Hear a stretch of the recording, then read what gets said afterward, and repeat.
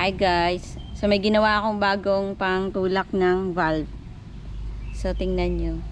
Tubo lang siya. Tapos binutasan ko dyan para madukot ko yung valve lock. So may ginawa ako dati. Kaso pangit. Ano ba yun? Ano ba yun? Wala na dito sa tools. Ito. So, ito yung ginawa ko dati. Kaso, malaki masyado dito eh. Yan. So, gumawa ako kahapon sa factory. Pero, ang ganda. Effective siya guys. So, kung baka nahirapan kayo magtulak ng valve, ay ng valve lock. Kasi, yung ginagawa dati, ilalagay dito sa basahan, tapos tutulak. Eh, hindi mo makikita yung lock eh. Ito, kitang-kita ko yung lock.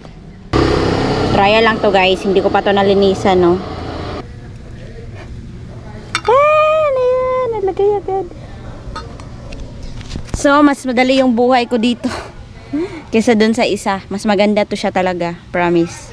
Tapos nilagyan ko din yan, mga paraphernalia. So, ito lang naman. Sa nagtatanong ng mga tools ko, no. Ito, kadalasan.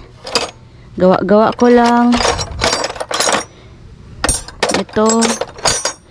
Mga bigay-bigay lang din tong iba. Shoutout kay Madam Leng. Nagsusuporta sa akin sa tools.